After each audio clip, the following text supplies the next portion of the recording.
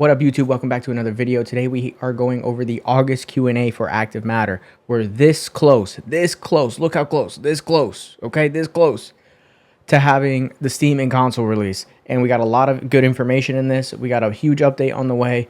Steam release and console release questions are being answered in this. Not a verified date, but we're getting closer to an official announcement for it for sure. So with that said, all of this was done live on my stream. I do stream every Monday, Wednesday, Friday, starting at 2 p.m. Eastern Standard Time right here on this very YouTube channel, Twitch, and TikTok. Links for that are down in the description. Be sure to follow so that way you can catch me live, ask questions live, watch me do tips and tricks live, guides, etc. So with that out of the way, let's get into it. We are going over the August 17th, 2026 developer Q&A for Active Matter. So as you guys already know, we got a bunch of stuff coming. I've already talked about it in my previous YouTube video. I'll have that linked down in the description for you guys below or in the top right hand corner, and you guys could check that out. But with all that said, here we go. We're getting closer to our Steam and console release. This is big news and a major update. In the meantime, here are answers to some of your questions about the launch and various other parts of the game. So, when will you announce the Steam and console release date? Will there be any more demos in the meantime? We'll announce the full Steam and console release date toward the end of August. Additional demos are unlikely at this point, but if we do another, we'll share details in separate news posts. That's big. I hope they do it one more, just because there is a lot of people that I have talked to that they've seen the game, but they haven't tried it. And, you know, just having in a demo or maybe like a free-to-play period at the start of the launch, just so people on Steam and console can give it a shot and then decide if they're hard-earned buckaroos is worth the game, you know? So yeah, that's just my opinion. Maybe they'll do that. I hope they do that. I think that'd be great. I'm gonna actually give them feedback for that in the Discord, the creator Discord. So yeah, any updates on what happens to players who already purchased the game on the Gaijin store? How will the transition to Steam work for them? So this is for someone like me. Players who bought the game on the Gaijin store will be able to claim an equivalent edition on Steam. The only exception is for Elite Squad Edition owners. They'll receive the premium edition on Steam. Okay, so for me, I'll only get the premium edition, which includes the same bonuses just without the extra keys, and any friends who activated the bonus keys from your Elite Squad edition will receive the standard edition on Steam. The time window to claim a Steam version will be limited. We'll share full details and dates when we announce the transition. Oh, that is magnificent. I'm so glad that they're going to allow you to get it on Steam as well. So I'm really looking forward to that, and I think that's a W because you don't see a lot of studios that do this. So any update to additional localizations for the game's release? In addition to English, German, Russian, and Chinese, we're working on French, Spanish, as well as Portuguese for the release. So French and Spanish are for the major updates coming soon, and Portuguese is for the release. The website will also support these languages, and new news posts will be translated into them too. Very nice. I wonder if they're using AI to translate. They probably are, and it's probably helping speed up the process a good bit. Gameplay, raids, and maps. Okay, so will the game ever feature dynamic weather? Ooh, that would be really cool. You go in and then there's like a thunderstorm that comes through or something. I think that'd be really sick. A shrinking zone already showcases some dynamic changes. The wind picks up and the color palette shifts. We're continuing to experiment with this. I will say the color palette shifting kind of blows in the, what is that mode called? It's like the BR mode. It really does suck in my opinion. I don't like it. I hope that they change that where the color like just gets super desaturated or turns into this like gray reddish overlay. I hope they change that. What up, Miguel? In isolated raids, will teams be able to include more players since it's only your squad? We'll add support for multiple squads to deploy into a single isolated raid, similar to something like custom games. Oh, really? Oh, that's going to be sick, especially if they do like custom creator games or something. I think that would be really good. Will you add more interactions and puzzles with items in the world? The park map stands out because of its item combining and puzzle mechanics, where there will be more such quests with bits of lore that use acquired items and electronics. For example, unique items from the headquarters map like toolboxes, batteries, wires, etc. We like this kind of gameplay and it's clear players do too. We plan to add more of these quests and more broadly expand the ways players can interact with the world. I kind of hope they make because as of right now. Anyways, going back to the investigations, it's cool that you can unlock stuff. It's kind of like, you know, the Tarkov quest system, but I do wish they would make it so that way there was like a story being told more so through the investigations. Maybe they will revamp them in the future. So do you plan to add more bosses or extend the park map's investigation set, for example, a deeper basement, or add more hidden areas similar to parks underground? These investigations take a lot of time to create, but we love the results. We'll continue to introduce new secrets, bosses, and interesting mechanics for contracts and investigations. Good. I'm excited about new alpha bosses as well too. That'd be really cool. What measures are you considering to prevent cheating, both third-party devices and software? Yes. We're working to identify cheaters who use third-party tools through our own system and analysis. Because this fight is ongoing, we won't disclose specific methods, so we don't make a life easier for bad actors. We remain uncompromising opponents of unfair play. Using third-party apps to gain an advantage is strictly punishable with a lifetime ban. Wow. Wow. Again, I'm going to give them benefit of the doubt here. I do hope if you do end up dying to a cheater, that they give you some kind of compensation, whether that's, I don't know, credits to that your inventory was worth, or your loadout was worth, or you just get that stuff back if there is someone that you think is cheating and does end up getting caught being a cheater and getting banned for that. So I do hope that they really do implement some kind of system like that, because I think Arc Raiders has it, and it'd be really nice to have overall. But honestly, if they don't, it's really not too big of a deal unless you're like at the beginning of a prestige or wipe or whatever, just because there is so like you can just use the replicator to get so much stuff really quickly. Why can an operative be resurrected after their mind vault containing their consciousness has been hacked? We aim to give players a second chance within the same raid.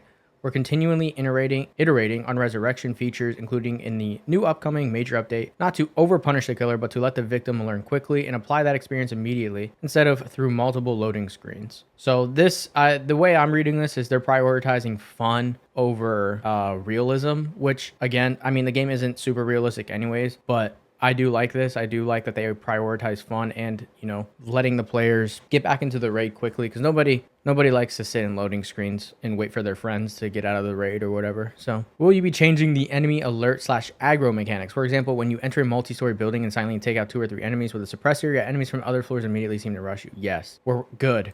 I'm so glad. I think this was going to be one of the biggest problems for new players, because the way that the distorted work right now, it absolutely sucks. You could kill one with a knife and it just blows. You kill one with a knife and you got a whole horde on you. God forbid you're in a building and you know, walk by one. You could walk by one, it won't aggro you, and then the next one you walk by, it will aggro, and then the entire building's on you. It's extremely annoying. So I'm very glad that they're working on this, and I hope they add some kind of stealth mechanic to the distorted, so that way it's much easier for newer players, because it is extremely annoying. So this one is one of the patch's key tasks based on collected feedback from players. Good. Very good. New features. What up, Canadian? Will grenades with an impact detonator appear in the game? Not currently planned, but it's possible in the future. Okay, that's cool. That'd be nice. This would be really insane with the, what's it called? The drone. There's a drone that you can put grenades onto and then just drop them on people. I've killed a couple people doing that before. So having impacts would make that even more deadly. And I think it would actually incentivize bringing a drone more. The drone is honestly really good in the first place because it gives you a bunch of information. It has a limited range that you can use and like fly around. But overall, I think it is really good to have. Will factions and or Nexus be available on day 1 of release? Will it cost in-game currency items or a certain rank to create your own faction? So for those of you that don't know, Nexus is like Tarkov Arena. It's their own version of Tarkov Arena essentially, and you can earn money and like monolith tokens and stuff, but it is a much slower pace. I'd say they definitely encourage you to play the extraction shooter mode more than anything. So we'll share more information about factions by the game's release. Okay, cool. Are tanks and helicopters still planned? Will they be added to Nexus soon? Heavy vehicles are planned for the battle mode on the Nexus map, where operatives will represent the interests of syndicates. So I think this is going to be the battlefield-like mode. I have a prediction that it's going to be like all the maps put together like one, which I think would be really sick, but we'll see. Will there be more rusty weapons in the future? We really enjoy malfunction and clearing animations. Do semi-automatic and bolt-action rifles have malfunction animations? We don't think frequent weapon failures are fun. I agree. So we don't plan to develop that area in too much detail as of right now. For now, malfunctions will likely remain a feature of completely rusty weapons. In addition, we prefer that players' actions grant bonuses rather than force routine maintenance of items just to keep them functioning normally.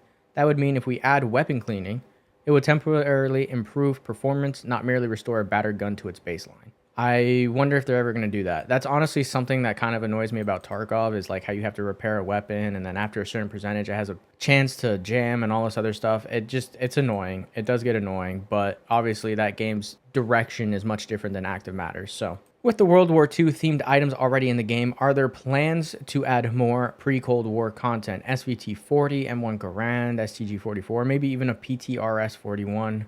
So new weapons are planned, for example, World War II machine guns like the German MG42 or the Soviet DP27R, and probably a car rifle. That said, we don't want to overload the game with older weapons. Plenty of other projects already focus on historical arsenals. We will occasionally pay tribute to these legends through so players can add them to their collections. That's cool. Will melee weapons display damage values for comparison, similar to how firearm calibers helps estimate gun damage? We'll address it in the future. So community requests and other questions. So this is like the last little bit of the Q&A here. Is there an official place to read all the active matter lore or story? For now, or at least, it's only in the game, but there's already plenty to discover through contract and investigation descriptions and updates. It'd be great if a live wallpaper of the game's loading screen / kaleidoscope animation was obtainable, also to use in content creation. Could you make this available? Yes, hold my beer. Oh, that's going to be amazing. Early on, we consider... Oh, hold on. Were there any concepts that were scrapped during early development, location, themes, art styles? Early on, we considered borrowing some content from an event held by our friends at Enlisted. Xenos versus Marines? That would be insane. Can players suggest music or submit original tracks to be considered for cassette tapes or in-game music player? Also, we'll be able to remove / eject cassettes from cassette players. We welcome your desire to be part of our anomalous world. We may indeed open submissions for tracks in the near future. When it's ready, we'll share how to participate along with the rules. It'd be really cool if they did like a event where they allowed people in the community to make music for the game and then put that in there and maybe gave them royalties or something. But I think that'd be really cool if they did like a music event, music competition of some kind. That would be pretty sick. So right now, to apply red dot sensitivity to magnifier without changing the sensitivity based on magnification, player must disable the realistic magnification and scopes option. So both features can't be used together. When will zoomed red dot sensitivity and this realistic magnification setting be separated? Zoomed red dot sensitivity could be its own control option. We'll fix it. Okay, nice. So that's on their radar. I hope they do also come out with like a page. Maybe they already have this. I'm not entirely sure. A page where you can go and see, you know, things that are on their radar or bugs that they're working on, etc. Have you considered adjusting the XP system? After the 0.3 update, Prestige feels too fast. Players are often able to create a new personal timeline around operative level 15, far from the level cap of 28, yet leveling slows sharply after 20. Since level now affects gameplay more via the skill tree, could higher level XP requirements may be rebalanced and more actions, example kill streaks, grant XP. Our goal is to tune game mechanics, including progression, so they don't discourage creating a new personal timeline or going for prestige rewards. A good example is that the more time a player invests in a current timeline, the harder it is to choose to prestige. That's why we fully agree with your point and will make leveling easier and faster with a smoother curve, especially at higher levels. Oh, wow. So there you have it. They're going to change that up big time. So yeah, but we're getting close. We're getting real close. I'm very excited for Steam and console release. I'm looking forward to streaming this game way more consistently, putting out content for this game way more consistently and whatnot. I've been waiting for this. I have been just doing some PvE in my off time just to, you know, keep it going and whatnot. I will make a PvE guide, how to handle every enemy in the game for you guys. Alphas, distorted, flowermen, etc. I will make that guide for you guys by the time the Steam and console release are out. But yeah, anyways, thank you guys for watching on YouTube.